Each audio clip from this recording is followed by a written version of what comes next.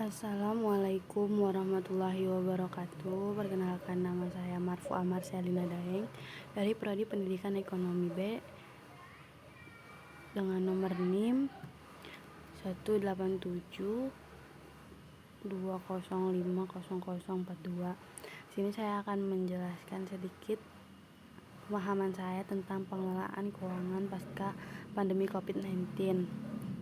Nah, yang pertama itu karena adanya pandemi ini membuat gaya hidup maupun pekerjaan seseorang yang menjadi berbeda dari biasanya. Kebanyakan dari sebagian orang harus mampu mengelola manajemen keuangan agar dapat bertahan di masa seperti sekarang ini.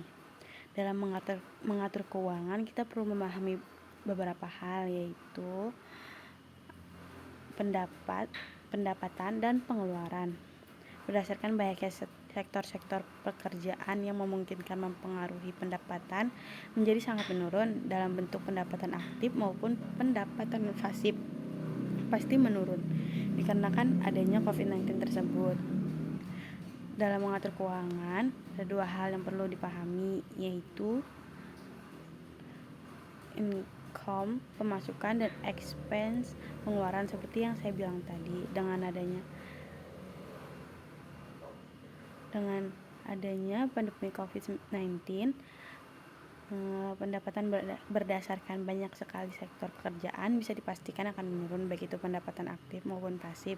Nah, pendapatan aktif mengkategorikan menjadi honor dan dividen untuk pelaku usaha, sedangkan pendapatan pasif terbagi menjadi saham dan obligasi.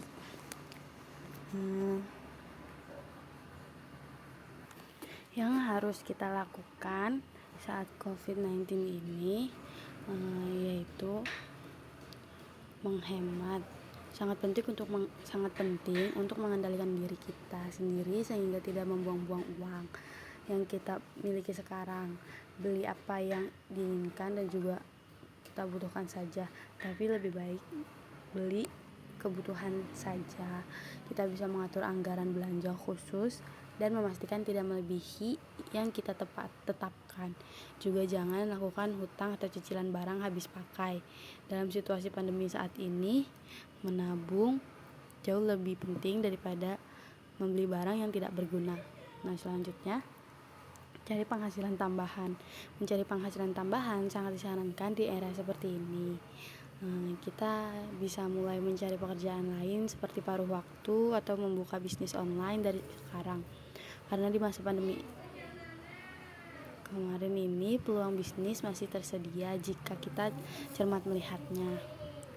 Lalu investasi, jika dana yang diperlukan diinvestasikan sudah tersedia, kita dapat mencoba berinvestasi melalui reksadana, membuka deposito, mempunyai saham, membuka tabungan berjangka, dan banyak lagi. Dengan mempunyai tabungan emas menjadi sangat mudah dilakukan di mana saja hanya dengan menggunakan smartphone. Lalu yang terakhir itu menyiapkan dana darurat. Lebih baik kita mencari lebih banyak pendapatan. Di masa depan kita dapat menemukan pekerjaan paruh waktu lain atau memulai bisnis online. Bahkan di masa ini ada banyak peluang bisnis yang bisa dicari. Siapkan dana darurat di masa-masa yang mengkhawatirkan ini. Kita perlu mengeluarkan lebih banyak uang untuk menabung guna menghilangkan perilaku konsumsi. Nah, mungkin segitu saja yang bisa saya sampaikan. Saya akhiri. Wassalamualaikum warahmatullahi wabarakatuh. Terima kasih.